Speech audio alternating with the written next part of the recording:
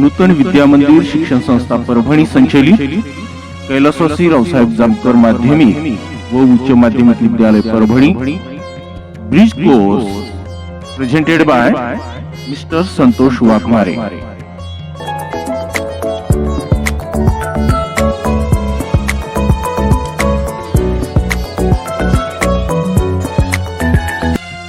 राज्य शैक्षणिक संशोधन व प्रशिक्षण परिषद Maharashtra general science bridge course सामान्य विज्ञान सेतु अभ्यासक्रम व्हिडिओ निर्मिती श्री संतोष यादवराव वाघमारे सहशिक्षक कैलासवासी रावसाहेब जामकर माध्यमिक व उच्च माध्यमिक विद्यालय Jintur road Parbhani.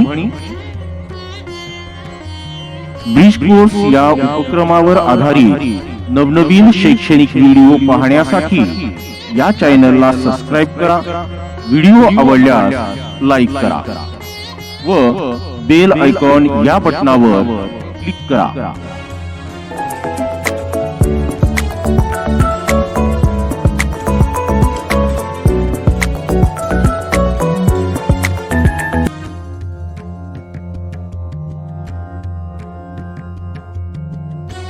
Dear students, can you recall what is meant by diet?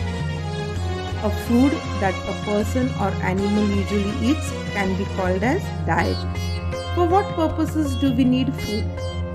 We need food to get energy for our growth, etc. What are the different tastes that foodstuffs have? So we can say that the foodstuffs sometimes taste sweet, salty, sour, or even bitter. How do we experience these tastes? We experience due to the taste buds present on the tongue. You have learned that foodstuffs have constituents that are useful to us in different ways. Let us learn some more about constituents of food. Food is composed of 5 basic components. These are carbohydrates, proteins, fats, vitamins and minerals. So in this chapter we will be studying each one of them in detail. Let's begin with carbohydrates. Carbohydrates form essential structural component of living cells. Carbohydrates include sugars, starch and fiber. So under carbohydrates we will be studying in detail about sugars, starch and fiber. Let's begin with starch. Try this. Take some material such as a piece of a potato, tincture of iodine and a dropper. Your procedure: add some water to a tincture of iodine to dilute it. Using a dropper, put a few drops of it on the piece of potato and observe. What do you see? You will see that when you take iodine and check its color first, it is yellowish brown in color. So put a few drops in one plate to check its color. It is yellowish brown. Now put a few drops on rice. It immediately turns black. Now put a few drops on sliced potato. Even potato turns blackish blue, just like rice. Now put a few drops on cubes of sugar. On cubes of sugar, the color remains same. Now salt. On salt also, the color of iodine does not change at all. So on sugar and salt, we see no change in the color of iodine. That means we can say that the piece of potato turns blackish blue due to the presence of starch in it. So starch turns blackish blue when it comes in contact with iodine. So we can infer that there is starch in the potato. Sago and sweet potato also contain starch.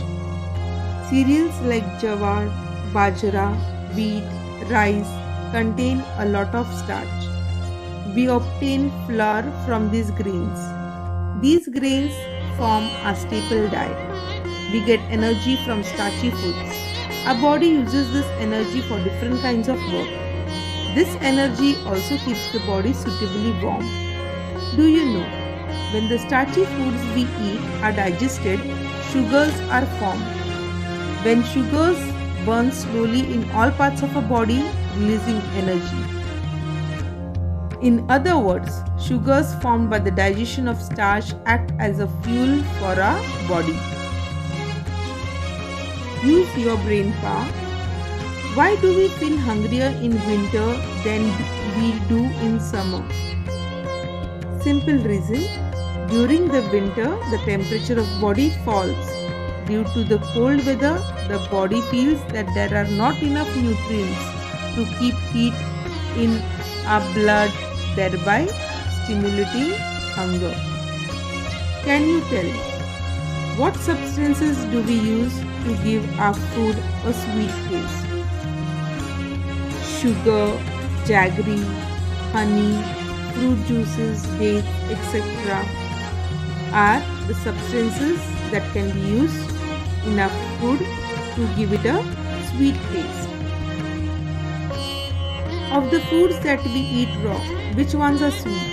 You can see milk here, along with that ripe fruits, honey, sugarcane juice, and jaggery are the foodstuffs that can be eaten raw, and also they are sweet to taste. Now let's learn about sugars. In carbohydrates we learned about starch. Now other part of carbohydrates are sugars. Foodstuffs that taste sweet contain different kinds of sugars. For example, we can obtain jaggery and table sugar from sugarcane because it contains a sugar called sucrose. Ripe fruits like mango, banana, chiku, as also honey and milk also contain various kinds of sugars. They too give us energy. Try this. Materials that you will need is a fine sieve, some whole wheat flour. Procedure is to sift the flour. What do you see? Most of the flour falls through the sieve, but some larger particles are left on the sieve. So we shall now learn about fiber. When grain like jawar wheat is ground into a flour, the particles in the flour are not all alike. When the flour is sifted, we find the larger particles left behind on the sieve. As you can see here, larger particles are held back in the sieve. These particles are fine particles of the skin or bran of the grain. Bran is a fibrous substance. In the process of digestion, fiber has a special function. Fibrous substances help the food to move forward in the alimentary canal at the right speed. The undigested food is of no use to the body. Fiber helps to form stool from this undigested food. Fiber is also called rough age. So it's very important for the process of digestion. Fruits and vegetables, especially their skins, whole grains and pulses, are all sources of fiber in food. If a food does not contain enough fiber, it can lead to constipation, and often you complain of stomachache then. Up to now, we have learned about 3 types of substances present in our food: starch, sugar, and fiber. These substances are together called carbohydrates. The most important use of carbohydrates is to provide the body with energy. So first part of this chapter we have completed, that is carbohydrates. Now use your brain power. Threads get stuck between the teeth when we eat certain type of mangoes. Which kind of carbohydrate are they? Yes, your answer will be they are the fibrous part of carbohydrates, that is the fibers.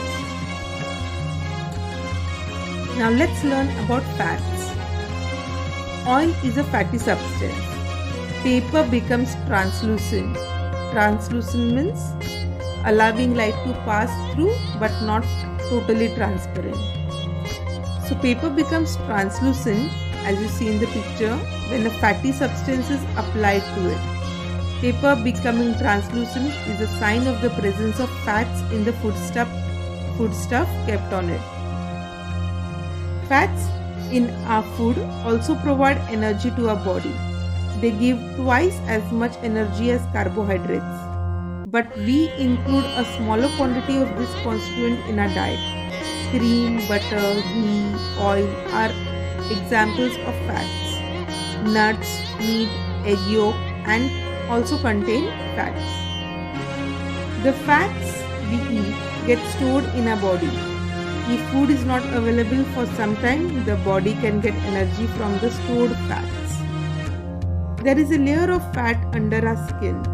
It gives shape to the body and, like a blanket, also prevents the loss of heat from the body. Can you tell why are boxes of fragile articles like TV, refrigerator, light bulbs, glasses, mirrors packed with corrugated cardboard, thermocol or bubble wrap? Let's have a look at the answer. You can see some articles are carefully packed in boxes.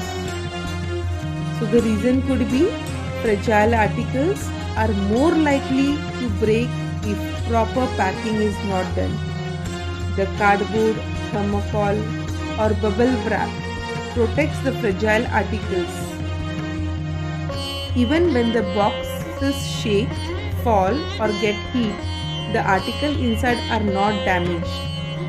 Similarly, the layer of fat in the body protects our internal organs.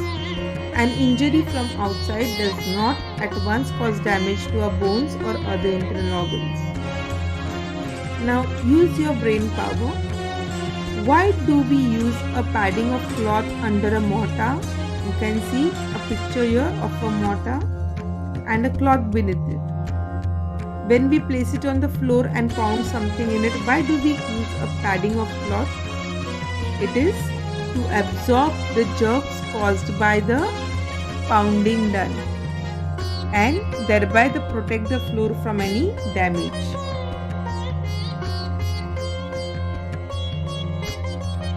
Can you tell?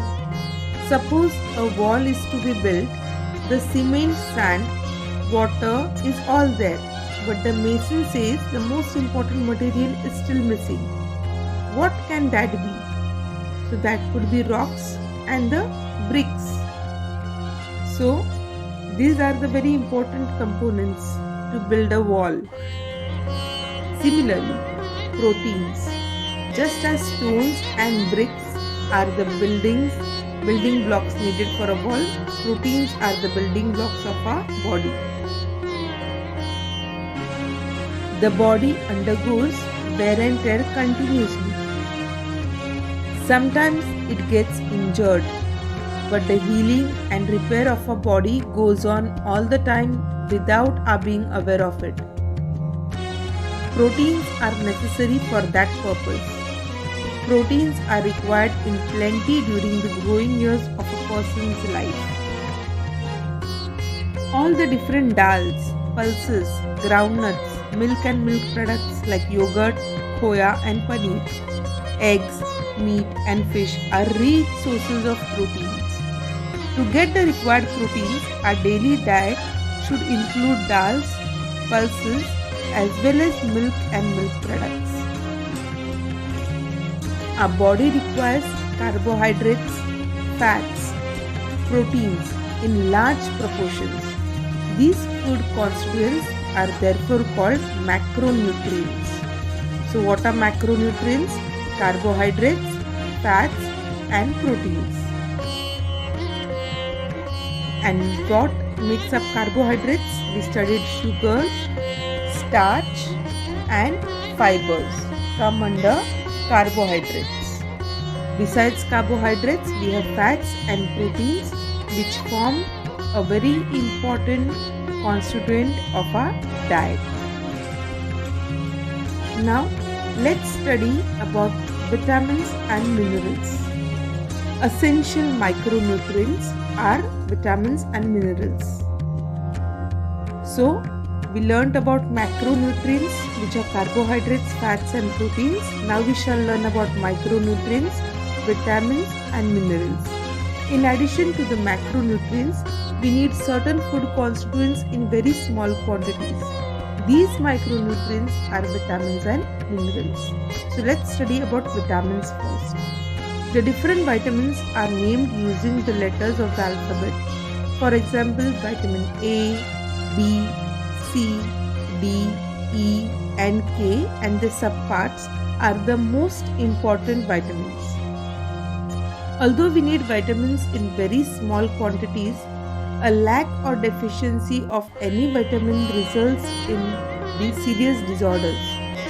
For example, a deficiency of vitamin A over a long period results in night blindness. A deficiency of vitamin D results in weak and brittle bones. Vitamins give us the ability to resist diseases. Means if we take proper quantity of vitamins in a daily diet, then we can resist the diseases. And as mentioned to you, night blindness means you have a difficulty of sight during night. It's not that you are completely blind during night. Okay, so these diseases can be avoided by proper intake of vitamins. Now let's study about minerals. Iron, calcium, sodium, potassium, zinc, magnesium are examples of minerals that are essential for the body. They are needed in very small quantities, but they have an important part to play in all the necessary functions of our body. For example, iron is necessary for carrying oxygen to different parts of the body. If there is a deficiency of iron in the blood, the body does not get enough supply of oxygen, and one can feel constantly weak and tired. This condition is called anemia. The mineral calcium makes our bones strong.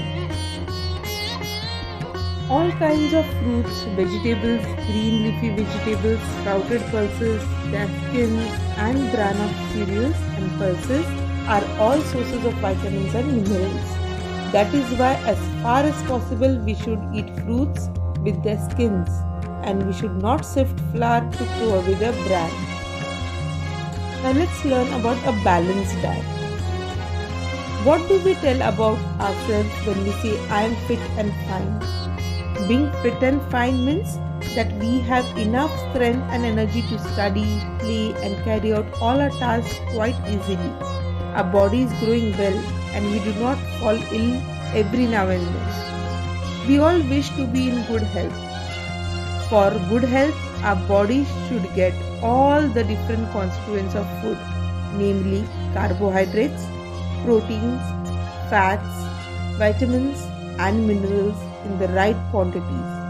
A diet which provides all these constituents in the right quantities is called a balanced diet. So from this you will understand that macronutrients as well as micronutrients are essential for a proper development of our body and also for our growth. Do you know, one eatable can contain many constituents. From every food item in a diet, we get several constituents of food. For example, chickpea or gur dani. From the nuts, proteins, we get what all we get? Proteins, fats, and carbohydrates. And from the jaggery, we get sugar and iron. So many constituents of food are obtained by eating chickpea. Banana gives us sugar, some minerals, and fiber. Boiled eggs contain proteins, fats, some vitamins, and minerals. So we need variety in our diet to get all the types of food constituents. Now let us learn about nourishment and malnutrition. For our body to be well nourished, we must get all the different food constituents in the right quantities. If a person's diet lacks some constituents over a long period of time, that person does not get proper nourishment. Malnutrition has serious consequences for the person's health. For example, if a person does not get enough carbohydrates and proteins, their growth is stunted. They feel constantly tired. They cannot cope with their studies or games or other tasks. Deficiencies of vitamins or minerals causes some specific disorders. There are some misconceptions about diet. If a child eats sweets, chocolates, cakes, fried stuff, etc., and grows fat, some people think that the child is healthy. But if you eat only one kind of food stuff, your body does not get all the necessary food constituents. Such a person would be malnourished. So always remember, it is better to eat freshly prepared food items that will make for a balanced diet rather than snack on tempting ready-made foods you see in the market. What we have learned in this chapter: the body gets energy from carbohydrates. Proteins are necessary for the growth of the body as well as for the repair of the wear and tear of the body. Our body gets energy from fats too. Although our body needs vitamins and minerals in small quantities, a deficiency means inadequate consumption of vitamins and minerals can lead to a disease or disorder. Fruits, vegetables and their skins, cereals and pulses are all sources of fiber. From each of the food items that we eat, we get more than one food constituent. If the diet does not include all the food constituents in the right proportion, it leads to malnutrition. Malnutrition has serious consequences for a person's health. So this way we have learned about this chapter, which tells us about constituents of food and their importance. So hope you have understood this chapter well. It is very important that we learn from this chapter and accordingly implement a good balanced diet in our daily life. So students, do